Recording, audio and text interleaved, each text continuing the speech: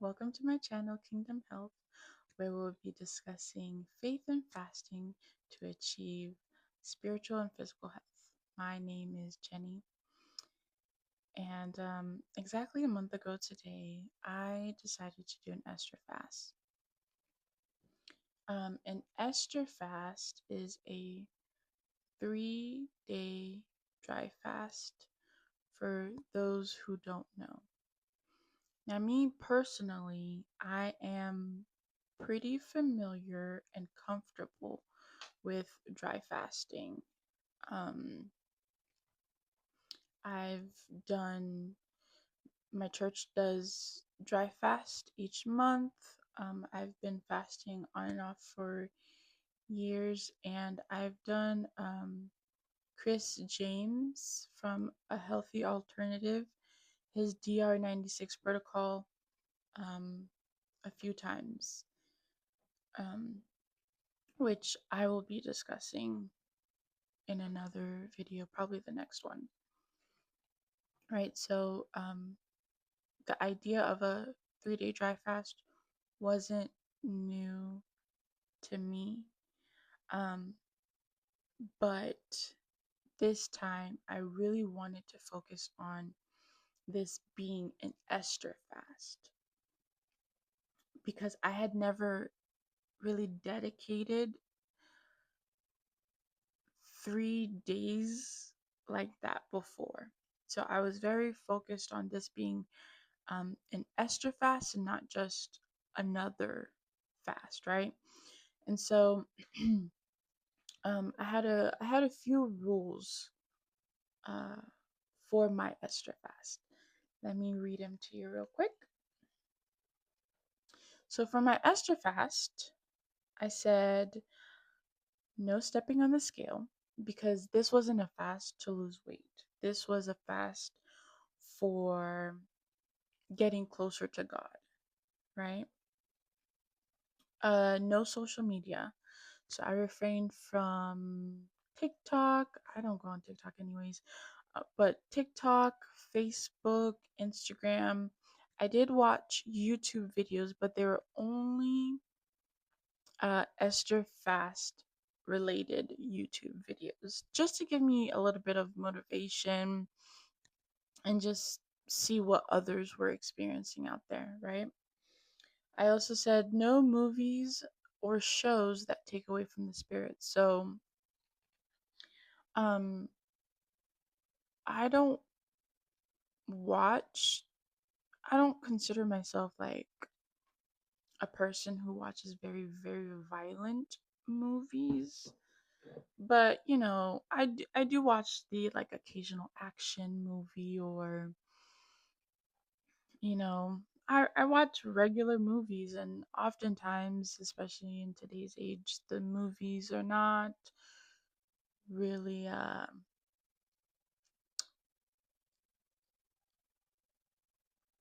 appropriate. Mm, I don't know what's the word. They're not really like they don't exactly turn your heart to Christ, if you know what I mean, right? So I was going to just detach from the world a little bit with the shows and the movies. So, and music also is a big thing. I love me some good music, but I wanted to listen to only worship music. And for movement, I wanted to do some yoga and my vibration plate I don't know. I feel like movement is another way to for me to connect with God. So, especially with yoga, I don't know, there's just something about it that's very healing, and I think it's probably the meditation aspect of it. Um so that helps me turn my mind and my heart to Christ. So, I included that. Also, I was to study all 10 chapters of the book of Esther. And then I was to study for a state exam that I wanted to get done. Um, I wanted to, I said, have daily intentional prayer, and I also put guard my mind, which is important because sometimes even if you kind of put yourself, sometimes even if you like take away the movies, you take away the shows, you take away the social media, you take away the music, you still have your mind with you 24/7 constantly, right? So it was important for me to be intentional about what I'm thinking, to be intentional about what I am allowing myself to think about, what is what am I allowing to go through my mind? Is it positive or is it negative? Is it leading me to God or taking me away from God, right? And I feel like the other stuff are a little bit easier to control because you can turn it on, turn it off, right? But the mind, you can't turn it off. So rather than, just turn off, try to pretend I can turn off my mind, I want it to be intentional about what I thought about. Yeah. And then I also wanted to rest. Rest is very important. It's very big to me. Um, I I don't know. There's something about resting that is very divine. I think it probably has to do with I think it's um sorry. I lost my train of thought. I think of when God rested on the seventh day. It's just very holy. So I put down I was to rest on my Esther fast as much as possible. I was gonna apply for a job that I was looking at. Um, I didn't time the fast. Usually I time my fast on my Zero app. But we weren't doing this for timing. We were doing this for the Lord. So no timing. And yeah, that's what I had. Um, those were my kind of do's and don'ts of my Esther fast. Um, so I was able to read the book of Esther, and during the fast, I learned so much doctrinally. Um, I mean, it was just I kind of went in really deep with just um the history of Esther. I learned about um the Jewish holiday Purim, if I'm pronouncing that right, which celebrates, they have like a feast celebrating this specific moment in the scriptures, which I thought was fascinating. I'm not Jewish, but I'm like, but I kind of want to celebrate Purim. I don't know. I don't know if I'm allowed, but after reading the story of Esther, it made me want to, honestly. But yeah, I can really go in really deep how much I learned. And if I sit here and talk about how much I learned, this video will be very, very long. And I'm trying to keep you here with me for as long as possible already. So I want to talk about my post Esther fast. Is what I want to focus on today. So excuse me Excuse my voice, by the way. I am in the middle of a fast and my voice is a little dry. So bear with me. Uh, Post Esther Fast, I was angry and disappointed at God, which I kind of chuckle now because being a being his daughter, he knows me, and this isn't the first time that I've been angry or disappointed in him. But there was something about this disappointment that hit a little deeper, right? Because I had never done an Esther fast before, right?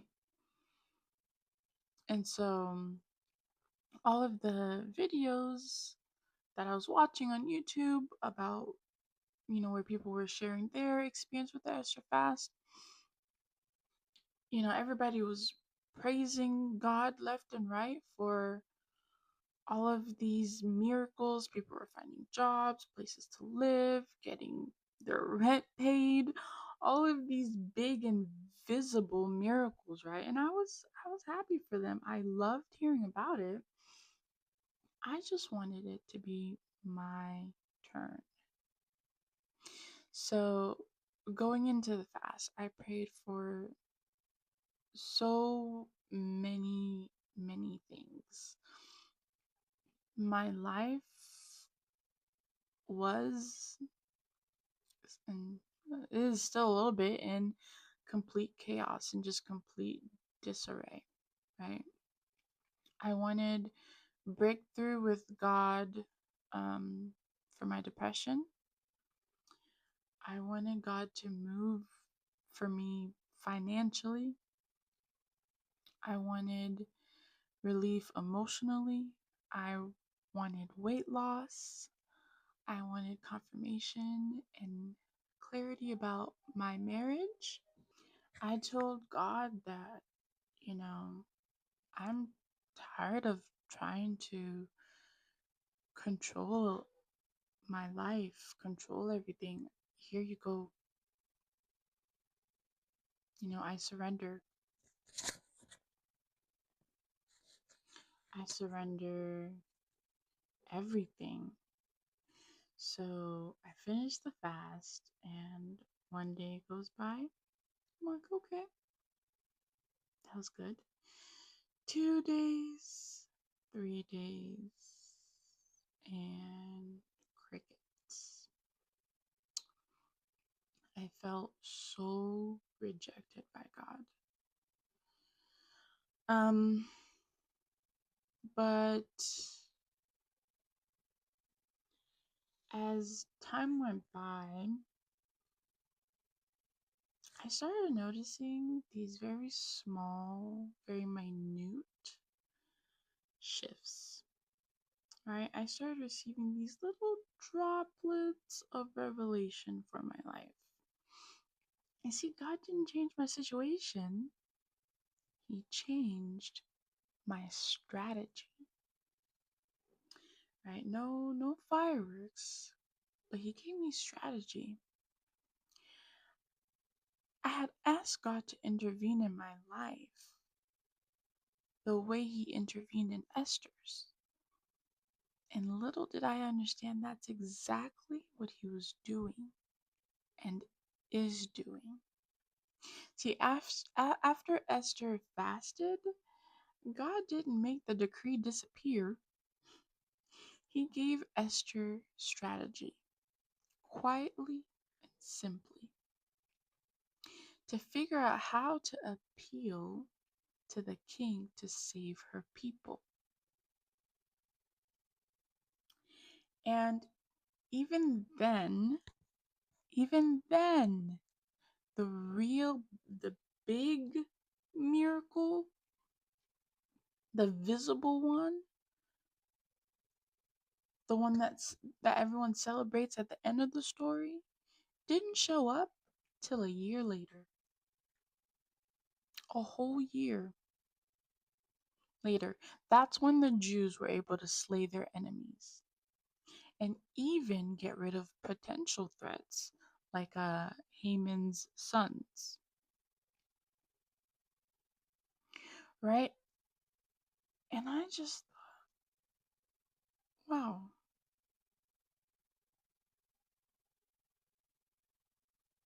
hmm,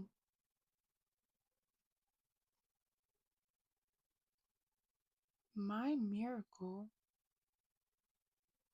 hasn't even begun yet.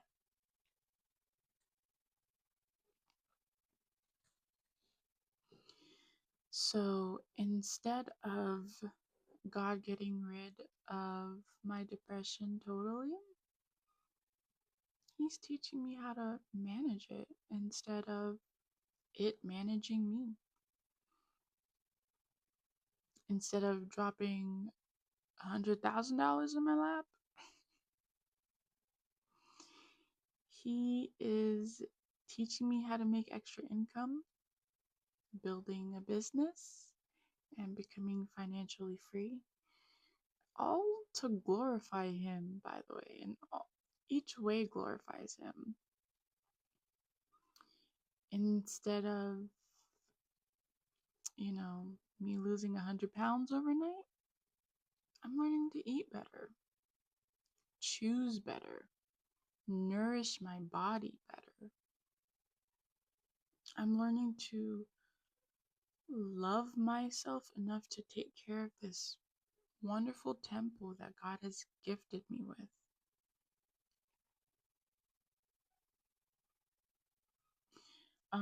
Emotionally, I got some really, really good advice in regulating my nervous system, and for the past month, it's been working wonders. I am a lot calmer. It's still a big work in progress, don't get me wrong.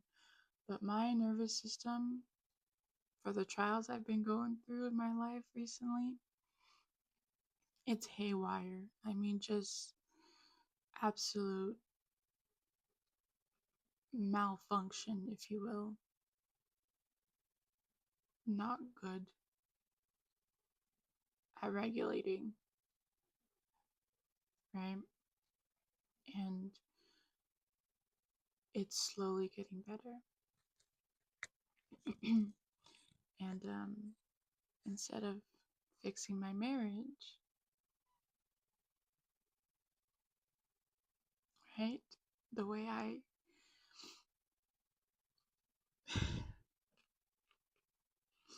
the way I so desperately wish for, He's teaching me to trust Him. He's teaching me that there's power in waiting. He's teaching me how to let go of what I thought my marriage would look like, what I thought my family would look like. He's teaching me how to let go of the outcomes that are in my mind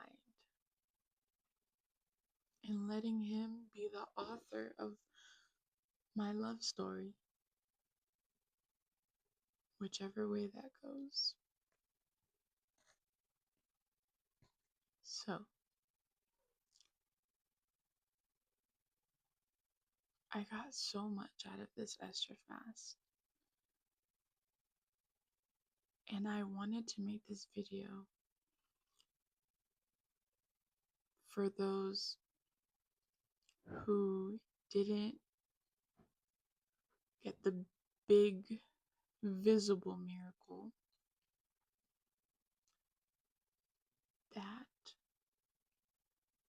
God sees you, He hears you, and maybe like Esther, and maybe like me, He's giving you strategy divine instruction. Maybe He's giving you miracle producing steps instead of just the miracle. Because you see, we serve a loving God. And love also means to teach. I have a toddler, and I just imagine if he came up to me and said, Mommy, I want to learn how to do this A, B, and C. I wouldn't just do it for him, but because I love him, well, depending on what he was asking for, right? But the point is, when we love somebody, we want to teach them how to get the very thing that it is that they want, so they can do it themselves, so they can trust themselves, and so they can learn about themselves in the process. Because it's really, at the end of the day, the miracle isn't the result. The miracle is the process. What happens during the journey? That's the miracle. The miracle is, how are we changed? How are we getting closer to Christ? That's the miracle itself. The miracle is turning our hearts and our minds to God and giving Him glory. That's the real miracle. So if you want to do this fast, or if you've done the Esther fast and nothing happened, this is for you. And if you haven't done it yet, do it. Do it intentionally. Do it prayerfully. Fast for surrender. Fast for His will in your life. The Esther fast is not about fasting for an outcome.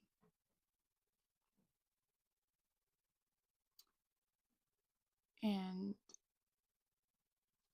it's about fasting. It's about positioning yourself for courage. And I say this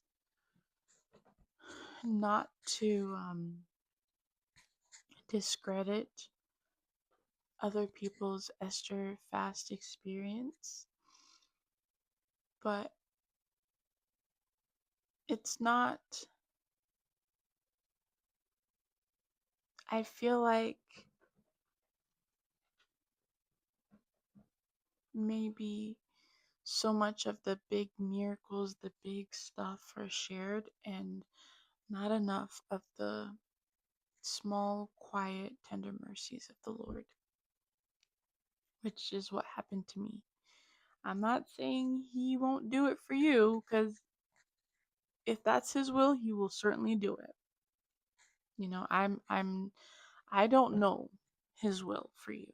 He knows that. That's between you and Him, right? But I'm saying, if it's been kind of quiet lately, after your Esther fast, give Him a chance. Just hold on a little bit. Wait a little bit. Keep praying. Keep turning it to Him. Keep facing Him, because He is there. Right? So that's all I have. May you heal deeply, move wisely, and stay surrendered. I'll see you next time.